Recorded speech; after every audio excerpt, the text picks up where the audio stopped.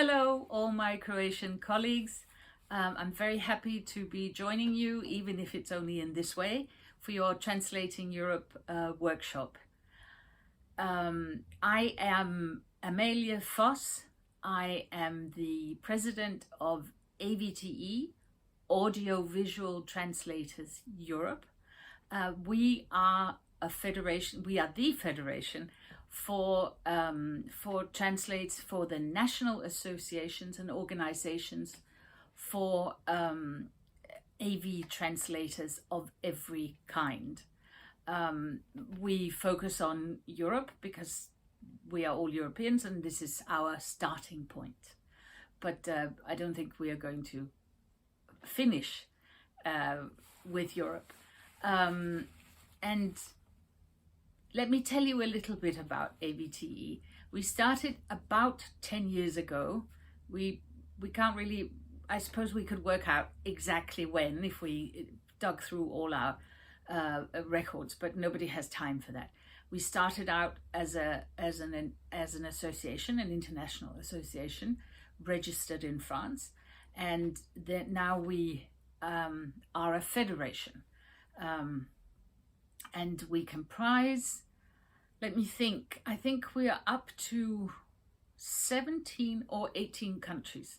It's a bit difficult to tell because countries join and then we have to wait for the next assembly or general assembly. Yeah. We have one every second year before the country is officially a member. But in essence, in every practical sense, you're a member from the moment you join. So that's why we're never entirely sure of the number of countries.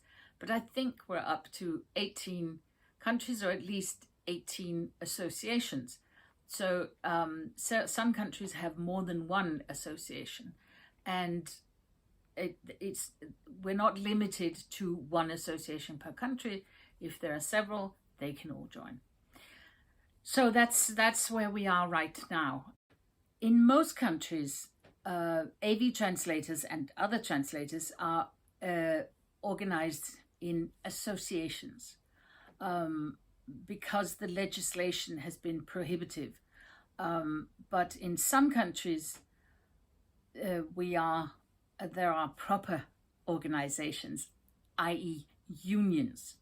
Real unions. So, but only a few. In Denmark, where I come from, we are members of a real union, the Danish Union of Journalists. And I am the chairman of our group, the group of AV translators within the Danish Union of Journalists. It makes a big difference to be a real union. There are more resources on which to draw in terms of help for our efforts to improve conditions for AV translators. Like I said, the legislation has been prohibitive and it has made freelancers and self-employed equal to corporations, which is, of course, nonsense. But it's changing now. And we're very hopeful of this, and it's certainly my hope that more associations will become unions throughout the countries. Now that they can no longer be prevented from forming actual unions.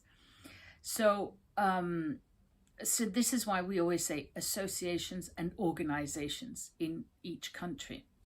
We got together all these national organizations and associations to speak with one voice. We share information. We exchange a lot of information constantly. And we make sure that everybody is aware of what is going on. Now, a lot of companies that you work for are truly global. At any rate, they are international, but some of them are truly global.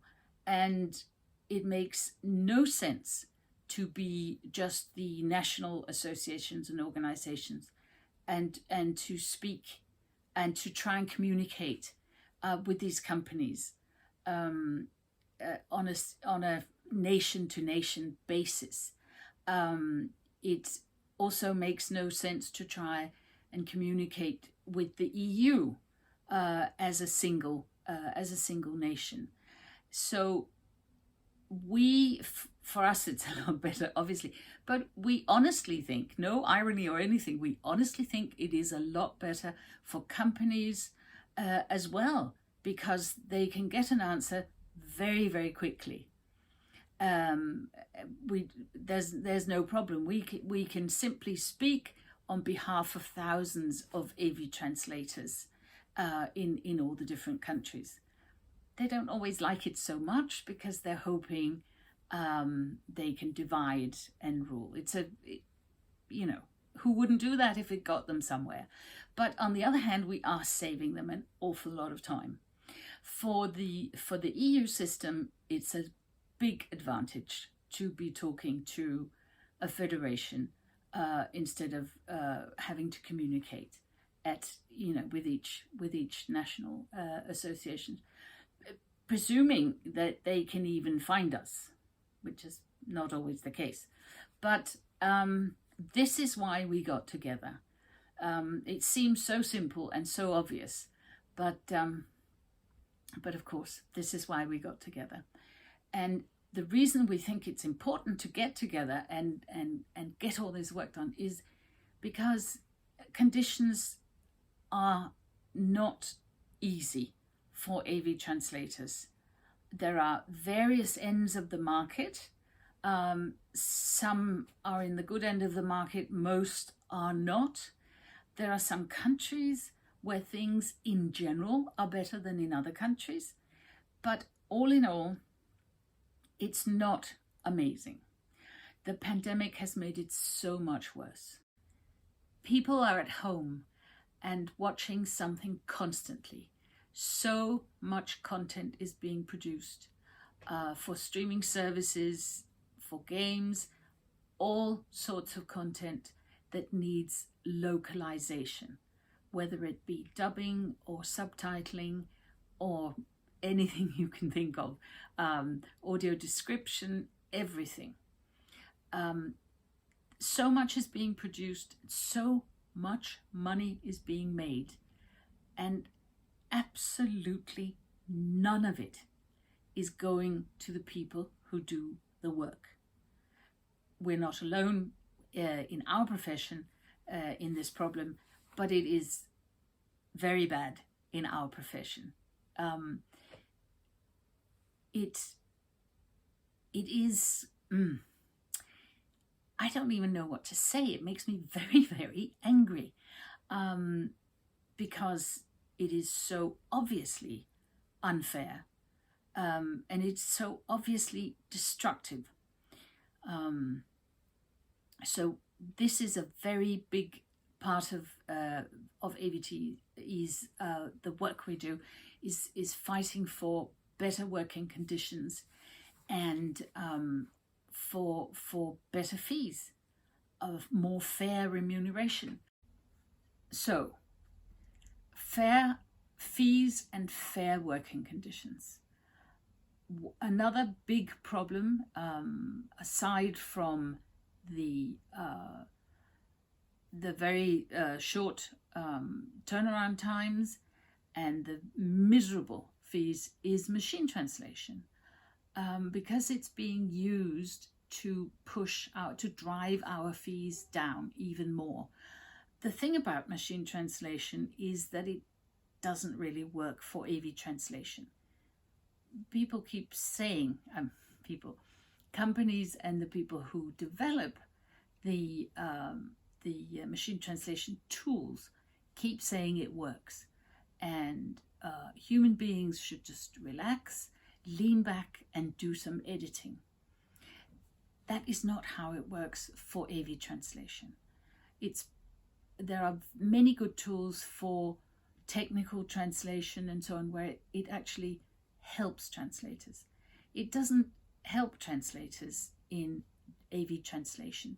We are translating human speech, and it is no real help to us. Even the most sophisticated, even the best of tools, is no help to us. Human speech is essentially chaotic, and even the most formulaic, the most predictable series, soaps, what have you, will contain surprises in terms of language. Even though, you know, it's all this American stuff, you know exactly what they're going to talk about, you know exactly how it's going to go, what the plots are like, all that stuff. They'll still say something that doesn't work, that is not in the machine translation. And we have never been presented with something that doesn't require more editing than it's worth. And it is very, very difficult from our point of view to view it as anything other than a tool that's being used to drive the fees down when it works as poorly as it does. So that is another big problem for us, is machine translation, simply because it's being made something it isn't, and it's being used to make our conditions even worse. They keep saying, but it's going to come, and it's going to work, and it will, and neural networks and all that. But it hasn't. It hasn't since the mid-1950s. It still doesn't work for us. So how do we try to do something about all these problems? Well, if you want to help, you can join your national association or organization if you're lucky enough to have a real union in your country. But the associations can also be very effective. And join them. Just join them and back them up in their efforts to combat this.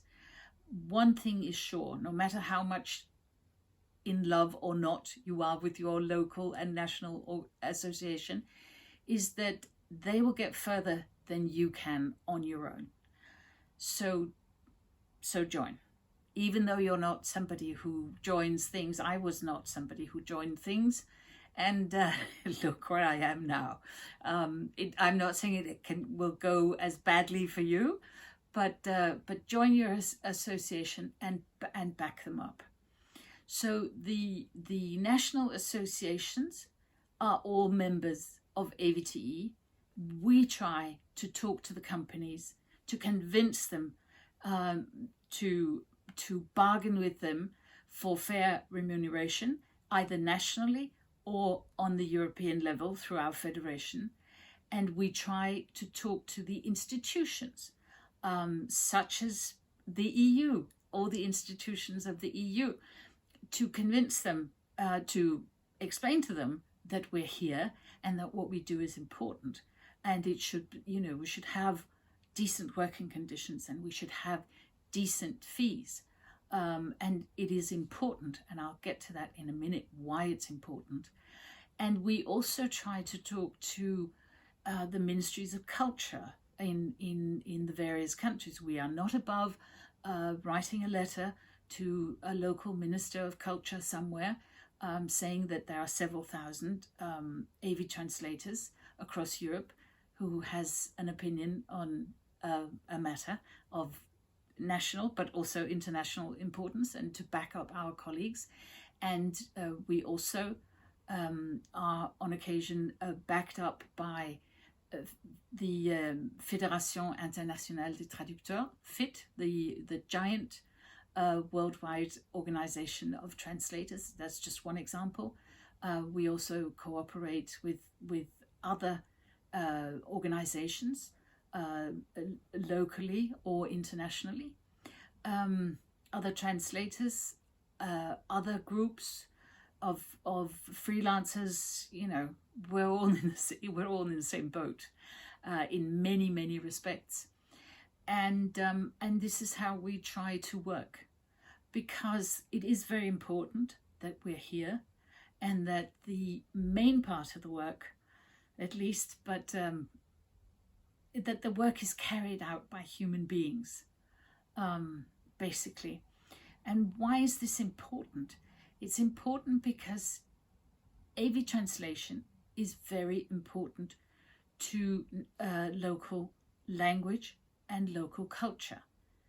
There is a massive wave of English, mainly English, content coming in, washing across Europe, if you like. And if we don't translate, turn this into functional, good language. I know that's a very subjective view, but good language in each country, it's going to have an effect. You can't read terrible subtitles for hours every day and it has no effect on you. It will have an effect on you. And children are reading a lot of subtitles. If I had children, which unfortunately I don't, I would not have them watching certain things where the subtitles were simply too poor, because I would be worried about how their development, how it would affect their development in terms of language. But it affects adults as well. So again, why is AV translation important? Why is good AV translation important? There's a cultural aspect. There's also a democratic aspect of all this. There's the, I shouldn't have to say this to an audience of translators and people who work for the EU Commission, but it is very important that anything that you wish to translate is translated correctly. In terms of AV translation, it means you have to translate the words, but it also means you have to pass on to the audience in the target language exactly what's going on. So the word takes on different meanings depending on the context and depending on the visuals, and this is the very unique aspect of AV translation, is that we're translating the words and we have to get the tone exactly right, and the tone depends on the visuals. So there's a whole different aspect that we are dealing with, and that is part of our work. There's the time constraints. People can only read so much if they want to follow the visuals and read without thinking about it. This is what our Finnish colleague, the academic Tiina Tuominen, refers to as incidental reading. This is what you read without thinking about it. And this is how we want people to read subtitles. So you read, you don't think about it. The eye darts up and down. You catch some of what's in the subtitle. You go back to the image and you do it again, and you don't think about it. You are watching. You're essentially watching the visuals and listening. And then you're doing some incidental reading. And this is the very peculiar aspect, peculiar not in the sense of strange, but in the sense of belonging solely to our profession. This is the peculiar aspect of the kind of translating that we do. And it is very, very important to get it right. Partly because any product, a very humble one or a big flagship movie, all that stuff, is very important to get it right. And when I say democratic, it's because there is also there's a lot of documentary and news translation that goes on, and it has to do with the accuracy is very, very important. In terms of news, it's sometimes it has to be done very quickly, but it still has to be correct. You can't ask a machine translation tool, a robot, to do that. It's just not right. It's not going to be right, and it's not going to work, and it's going to be a terrible problem in terms of disseminating information correctly. So it's very important that that subtitling is done right. It's also very important that dubbing is done right. You want the correct content and context, and you want really don't want to get your children used to the fact that an acceptable quality is a screechy, couple of screechy voices who just race through whatever they're watching because it has to be done cheaply. You want them to get this an equal experience to the experience that the source language viewers have. Whether they're children or whether they're adults, you want an equal experience. So it is very important, and of course you can really do things when you have a voiceover or dubbing for documentaries and especially for news. When the source language is the volume is turned down and you have a voiceover, you can have there's a big margin for error there. Let me say it that way. And it is very, very important that it's done right, or people can be, the wrong information can be imparted to the viewers. So there's a cultural aspect that each work deserves to be represented, to be interpreted correctly and well. And it's something that we owe ourselves and each other in terms of culture, in terms of respect, that it is art, very often art. It is certainly something that people have, it is good craftsmanship. Somebody has taken the trouble to do this well.